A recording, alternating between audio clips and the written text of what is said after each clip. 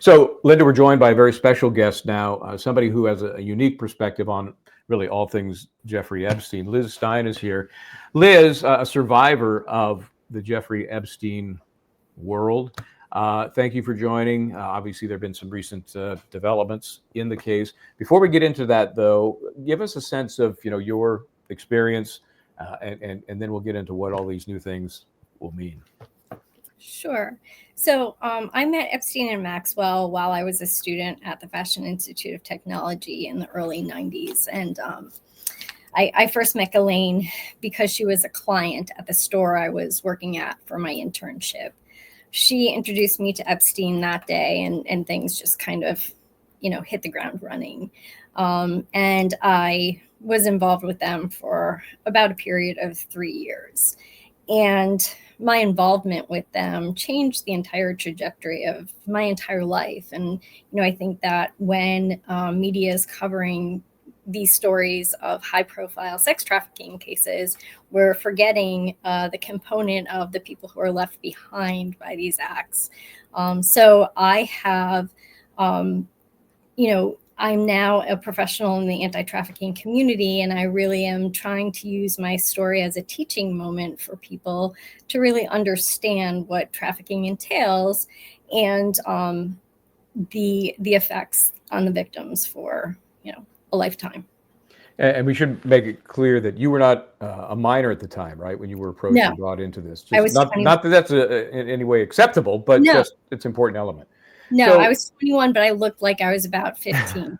Probably. I like the fact that you use the word survivor rather than victim, because it implies that you're using your skills now to help other women. I don't know if you feel that way. There's a trajectory, right? I work with young survivors in my day-to-day work, and there's a trajectory where you go from being a victim to a survivor to a thriver, and everyone deserves to be on that trajectory. So I use the terms interchangeably for depending on where someone is in their healing journey.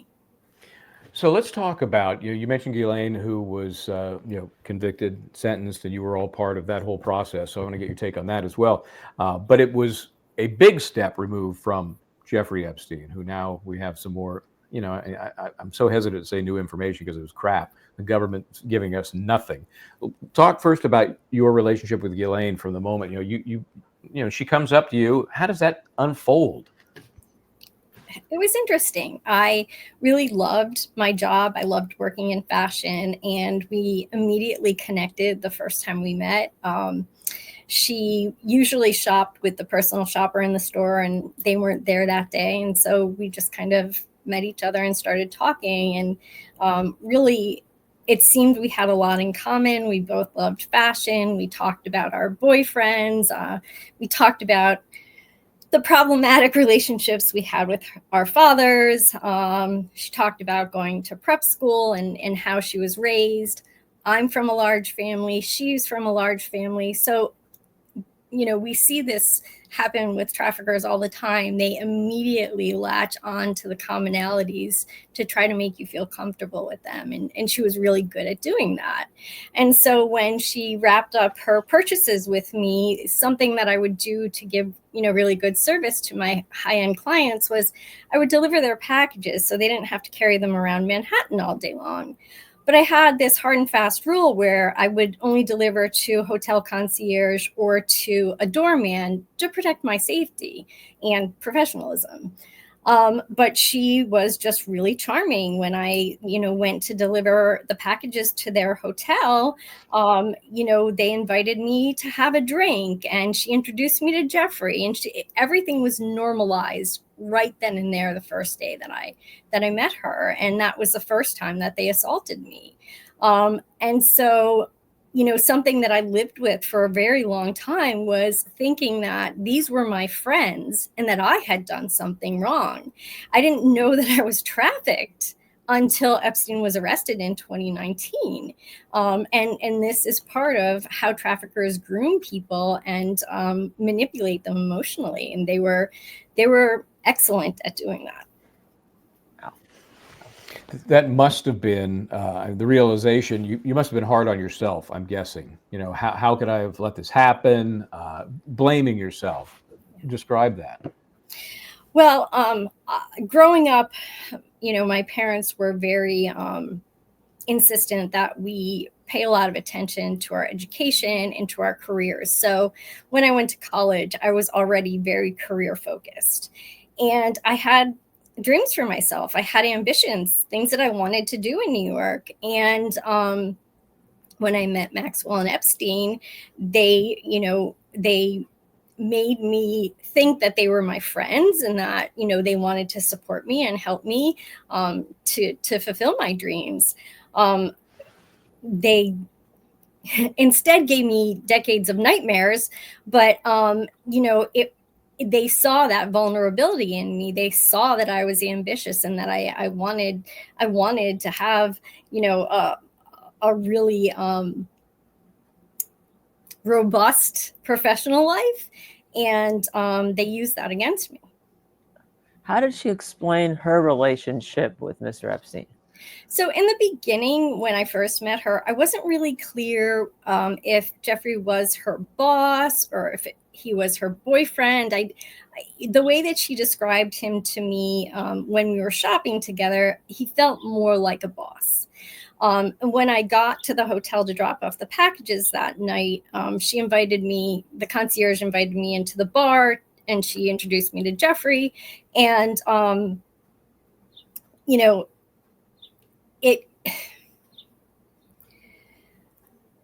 when you look back, right, when you remember, you think, my God, how could I have been so foolish? But they were masters at manipulation, really. Masters at manipulation, gaslighting, and mind control.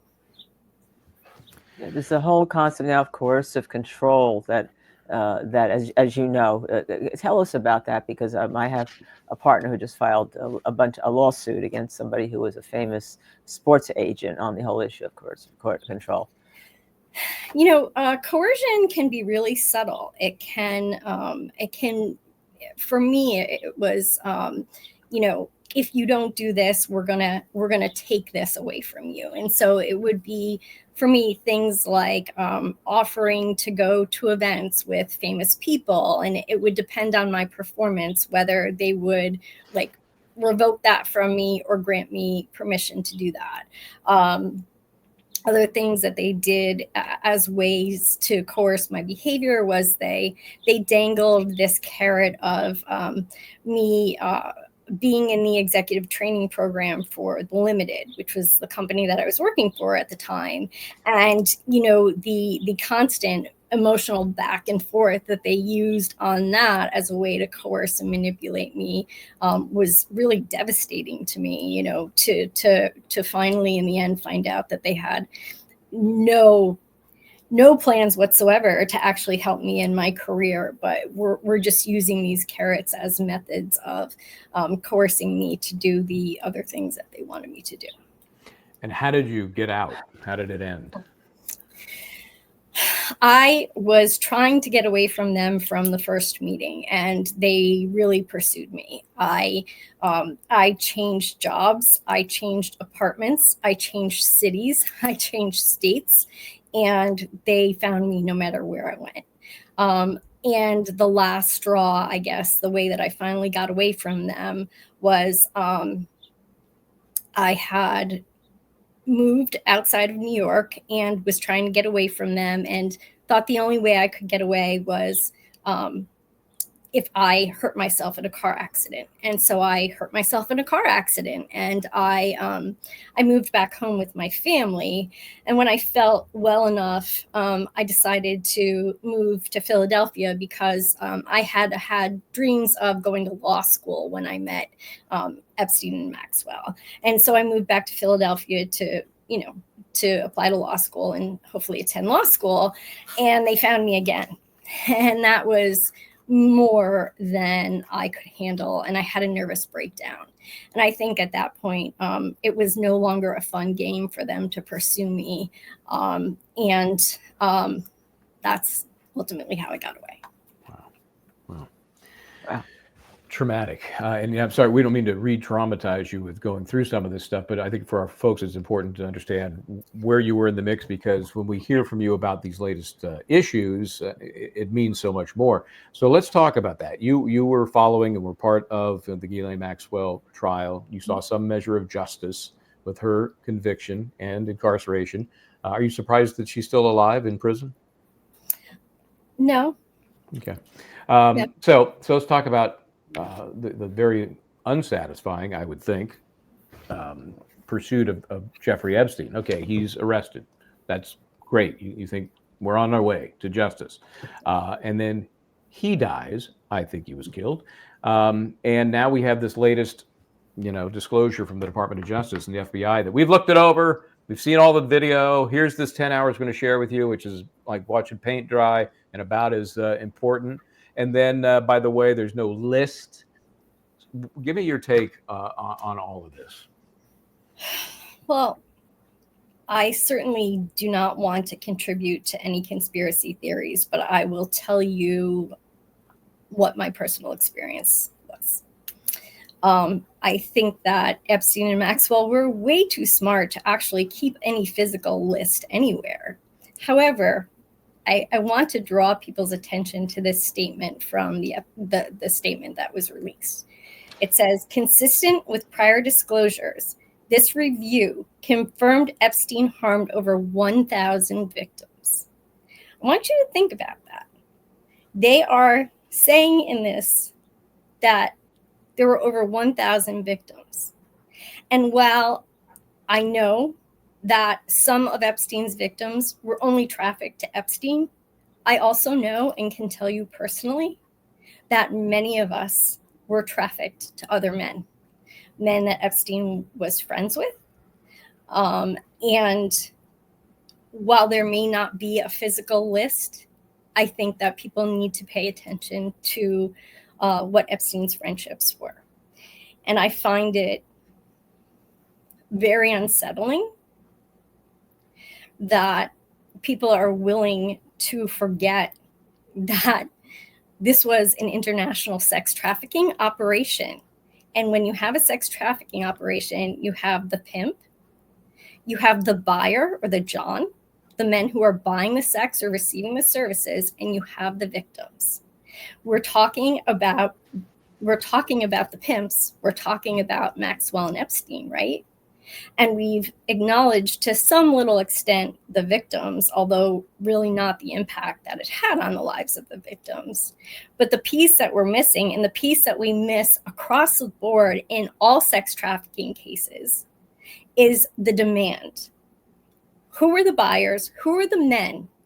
And we're not naming the men in this case, because to name these men would be naming the most powerful men in industry, government. What would it look like if these men were held accountable for their actions? Several of these men who had associations with Epstein have been accused of other sexual crimes and haven't been held accountable in any real way for those. And it's maddening as a survivor to hear that, okay, it's done and it's over with. We tried someone, she's in jail, it's over. This didn't just happen on the back of Ghislaine Maxwell.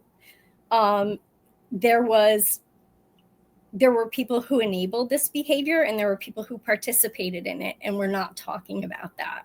Why aren't we talking about that? Well, let me ask you, when you talk about these powerful folks, did you know either at the time or afterwards that you were trafficked to some of these high-powered people that you referenced? Yes. Have you named them somewhere? No. Are you afraid to? That's an interesting question. Am I afraid to speak up? No, I'm not afraid to speak up. However, I don't feel like it would be productive in any way to my life to be picked apart and dragged through the mud by people who weren't there, giving their 2 cents on what did or did not happen to me. I lost decades of my life because I was trafficked. And my story is not unique just because it involved Jeffrey Epstein and Ghislaine Maxwell. This is what happens to the lives of trafficking survivors. Do you feel that you can't be protected also if you named anyone? Sure. That's what's coming through to me. Yeah. Yeah. And to be quite honest, if there was some better good that could be done by me naming names, I might consider it, but I've lost enough. And I'm when I say that I've lost enough, I've also worked really hard to rebuild my life. And I have a life that is joyful and fulfilling and full of love. And I know what happened. I don't need to prove that to anyone else. That's obviously a very healthy attitude. I'm assuming you've worked on that, and now you're helping others with those same kinds of challenges, right? Yeah. If you talked to me 15 years ago, 20 years ago, you would see a very different person and hear very different things coming out of my mouth. But the one thing that I always knew about myself was that I was stronger than their darkness. My light was stronger than their darkness. And it may have taken me decades to find myself again and prove that, but I have. And, that's an important piece of this story too. Yeah. And I want to talk a little more about what you're doing now and things to come. But one last little question on this revelation from the Department of Justice. Is it done? I mean, they seem to be putting a bow on it and expecting everybody to move on. What do you think? I think that there has been, heat recently between tweets that people have made and just pressure from people in the government to kind of get some answers on this. And I think that it's awfully convenient that an administration that was so headstrong in uncovering the truths in all of this is so willing to just dismiss it all of a sudden. I think that that's really unfortunate. And I think that that's something that people really need to think about. Why is this administration so willing to just wrap this up without real answers? Liz, did anyone talk to you before they came out with that statement that we all heard that this is done? Goodbye, Yeah. Yeah. Not surprising, I'm guessing. Not surprising. Not at all. No. Yeah. No. So give us the update, what you're doing now. How can people reach out if they need what you provide, and what can we look for in the future from you? Sure. So I really, I'm enjoying being a part of the national anti-trafficking movement. I work with young survivors so they can find their voice and find advocacy. I also do speaking engagements. I train across the country on various topics about human trafficking. And I really enjoy the work. I think that these are conversations that we need to have. These are conversations that we need to have in the media, right? Like this could be a real teaching moment in our society. The Epstein case, R. Kelly, P. Diddy, Weinstein, all of these high profile cases, we're missing a moment, I feel, in society where we could start to change the narrative. And so anything that I can do to push that forward, I'm glad to do. Wow. You're just so impressive. Let me share this too. We talked about a couple of years ago, whenever the sentencing was, we were trying to put that in a time frame, but a couple of years ago. And as passionate and brave as you were then, I even see a difference 2 years later. I mean, it's amazing. And my life's really changed. Yeah. Well, I'm very happy for you. You should be so proud of the work you're doing, both on yourself and to help others. And we really appreciate you having the opportunity to come on and tell us, in light of what we have seen from the government, what it really means for somebody in a very special position. Thank you both. I appreciate having the opportunity. Thank you, Liz. It just was really informative and just